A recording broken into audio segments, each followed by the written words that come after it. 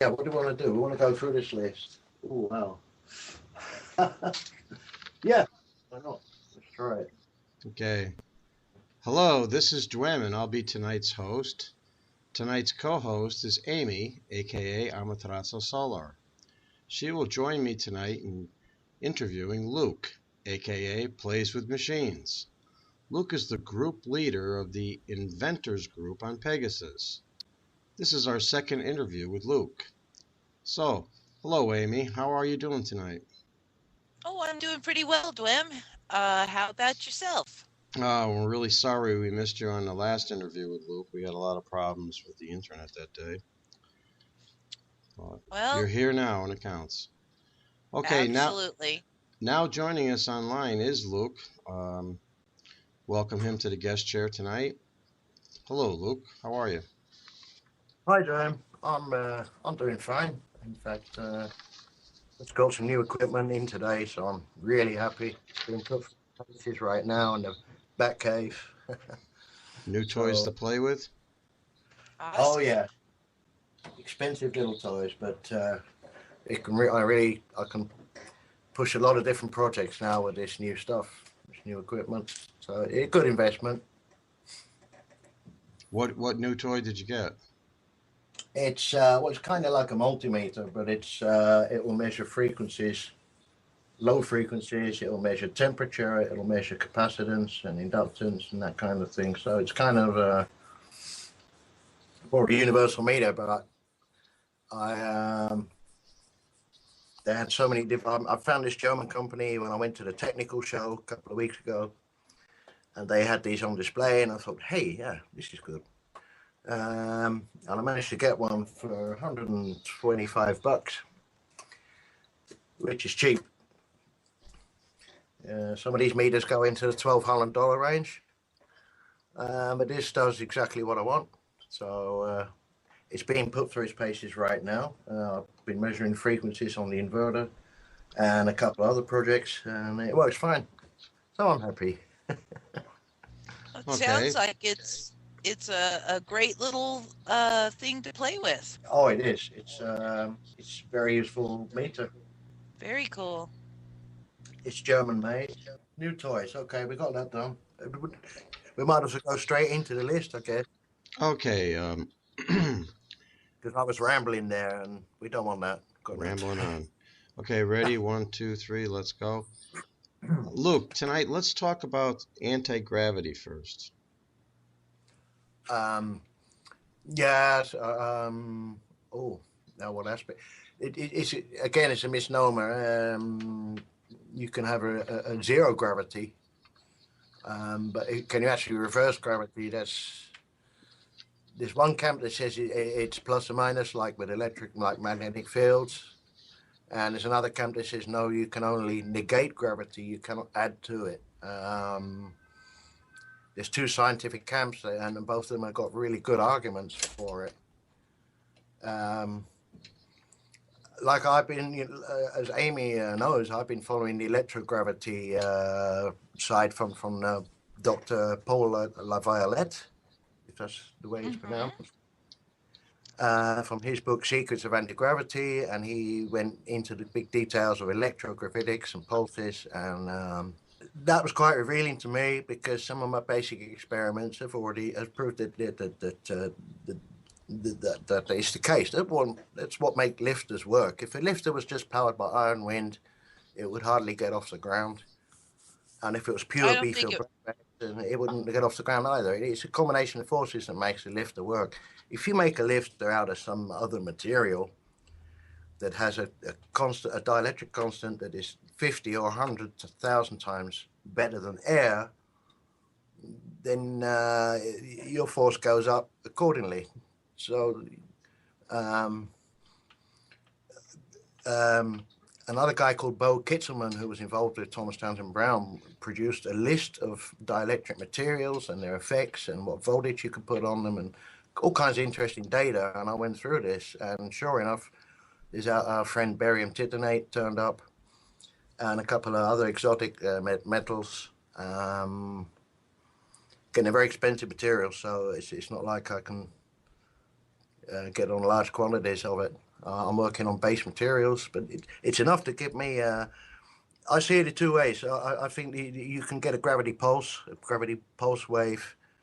This could possibly explain so-called kinetic energy weapons, where you can just stand across the street with this thing and punch a hole through a brick wall, or knock someone to the ground. And there's another wave, like the gravity A wave, gravity B wave, Bob Lazar kind of thing, as being a result of antimatter. I'm not too into that. There's a third aspect of gravity, which is to do with Maxwell's equations and the electromagnetic. There is definitely a connection between electrostatics, electromagnetics, or plain magnetics, and gravity. Gravity is also the link to space-time.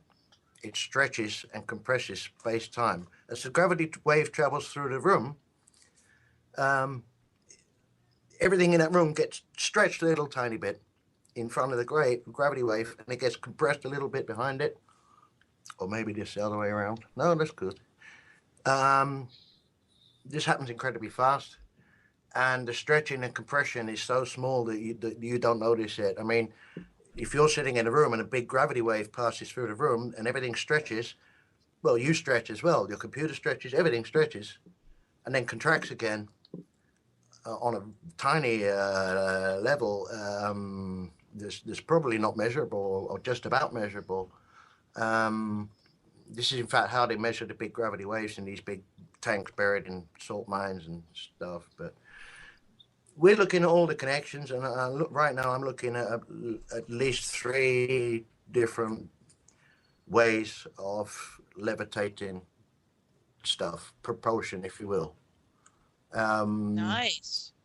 One is kind of lifter, which the Trekkies would call an impulse drive. Like Thomas Townsend Brown, you give it 100,000 volts and it kicks along. But it's no good for interstellar travel or anything like that. Then you've got the gravity wave itself, which will warp time and space. You could probably accelerate so fast that you've just gone, like we've seen some craft do, and they just literally disappear. And now we're looking at it with help of the Deuem process and things like that to see if is that thing now just gone invisible and still there, or has it actually left the building? Yeah, that's quite a question to ask. What's really going on? Well, But dimensional shift could also be involved. If you're literally shifting into another dimension, you wouldn't even call it accelerating. You just disappear at point A and you reappear at point B. This is like so you see there's 3 aspects of what you would call antigravity or alien propulsion. I think all 3 exist. I think I've seen enough evidence of different UFOs that certain types are using what they would call the flux liner Mercury vortex thing, and other ones are using like the sports model with the antimatter. oh, Luke, And let me you ask you a pick, question here. yeah, If you're in dimension A and you're going to shift to dimension B, I would imagine that would be pretty dangerous because how do you know what's in the dimension B? I mean, you could be, I mean, even if it was empty 2 minutes ago and you come to A and then you go on your way back to B, somebody else flew into your flight path, you could dimension right into the middle of it. yeah. So I'm not really sure how you could, flight controls on that would be tremendous. Well, no, nature kind of takes care of that because it's like with the Higgs boson thing. Um, let's just say, for the sake of argument, that those guys in Geneva are really clever, and that the Higgs boson particle really exists, and these things are spontaneously coming and going. How does nature say, well, I'm going to put a particle here where there's one already, or I'm going to put it halfway next into that one, and you're going to get like a Siamese twin particle? Nature doesn't do that. So if you fly a ship, maybe according to some kind of natural law that says only land me in a place where there is nothing, which is kind of ambiguous because there's never nothing. It could say, put me in a place where the energy level is minimum, like there's not going to be any mass there, and there's not going to be any black holes or electric charge or whatever that's going to screw you up when you appear. I mean, I'm just guessing here. This is all highly theoretical, but that's the way I would do it. Yeah, I would but it say could take. still, even if you were in dimension B and you wanted to shift over to dimension A, which is like the Earth, I mean, you could just instantaneously appear what appears to you be nothing, nothing's there, but really you're right in a flight path of something traveling Mach 10, and it's going to get you. Uh, I think these kind of accidents happen. Who knows? Yeah, it's got to be very dangerous to do. I guess so, but I mean, if you're advanced enough to do that, you must have some kind of Way to control it. well, no, you'd have like a faster than light sensor, which would tell you if that spot in that dimension is empty or not. And the computer Well, would say, "Hey, it's empty. I can land there." And I'm just guessing here, but remember, again, what I've been hearing about alien computers is that they don't need keyboards and interfaces. They are just simply like a tin can, and this thing is telepathic. It works by skin contact, and it knows your thoughts, and it knows not to materialize in a wall. Um, this kind of thing. well, maybe Well, what I would do is send it- one of my orbs in front of me, and well, the yeah, orb, yeah, that's what I would do. yeah. Well, it's Send, like okay, maybe like the stargates where you've got a fixed space, and in that fixed space is where the gate will open and close, and mostly there's nothing in there unless someone's actually traveling at that time. Um, this is a lot of theory there. I mean, I'm not a PhD, but I kind of look at it from my point of view. Anything's possible. This is one of the big arguments I have with the lecturers. Years, well, most of my life. First of all, when a teacher told me at school when I was 8 years old that I would never ever have a laser in my hands. Yeah, I got so many I lost count. I've got steel cutting lasers, I've got infrared lasers, ultraviolet lasers, measuring lasers. But hell, again, when I was at school, I had arguments because I would say, well, look, let's, you know, is it not possible to disassemble a brick wall or walk through it? Hell no, that's not possible, and it defies all the rules of physics. And these guys have kind of, well, we've read the book and that's it. There's nothing more to be said, and they would never accept a maybe. For these guys, it's yes or no, and there's never maybe. A lot of my stuff is maybe. But people write to me and they post the theories, and I'm saying, well, there's something in that. Like, I'm not going to shut the door on that one. And okay, I try. on the question of anti-gravity, like antimatter and matter, your second statement was what? Defeating gravity instead of anti-gravity? Yeah. This depends on what how these theories go, or the two main sides, if you will, is that you can reduce gravity to zero, but you cannot go minus. In fact, you don't need to because let's say you can only add to gravity. Let's say you can only make things heavier, Right. uh, uh, just for the purpose of argument. And then what this guy Crump did in the 50s when he wrote this excellent book on UFO flights and characteristics. And he's the first guy ever to actually analyze UFO flight paths and how they took off and how they landed. Um, and I've got the book on Peggy there somewhere. But he said, if you could generate a massive gravitational field outside or near your ship, like a small black hole. Now let's say I projected this little black hole 10 feet above my ship. So now I've got planet Earth below me, which relative to my ship, I'm only weighing 10 tons. But the black hole above me is 1,000 million tons. So I'm going to be more attracted to the black hole than I am to Earth. Well, so is Earth then. The ship will, the ship will simply fly upwards because there's a local gravity field above the ship, which is higher than the weak field from Earth below. In fact, the further you go away from Earth, the further faster it will go. Crump, I think, analyzed this back in '57, and he even drew the diagrams and flight paths of why that is so. And You know, he said, I'm not going to attempt to explain how they work, but I'm going to explain how they fly and why they fly. A couple of our members, indeed. I remember Carl 12 posted about the falling leaf thing with the UFOs. Yep. Sure, if you lost drive, or maybe you just had zero gravity but no propulsion, you'd be like a feather in the wind. Your ship is weightless, so you're going to go just like a feather, you know. It's that's kind of the way that you would land. Yeah, it's all very interesting stuff. Where are we on that list? Have you done any actual work or projects or experiments in gravity? Yeah, many. I even tried the Boyd Bushman thing of just getting a big coil of wire, throwing it on the ground, and putting 200 volts AC through it, and watching it jump around and smoke. I've been looking at two ways. You've got the rotating magnet system like Searle and a couple of the other guys used, Godin and Roshin. Godin and Roshin were two Russian guys. They made a replica of the Searle SEG, you know, the rotating magnet ring thing. And their one went unstable and it lost weight at a certain speed, and at a certain speed it went self-powering, as they say, and it burned out the brakes that they tried to put on, and it burned out all the electrical resistors they had coupled to it to slow it down, and it kind of worked in this negative resistance effect, which I've seen in a lot of things. The more you load it, the more power it will put in. Nature will supply any amount of power that is needed to rectify an imbalance. So if you create an imbalance in nature, nature will supply any amount of power to put it right. You see what I mean? So the more you tip the balance, the more energy is involved.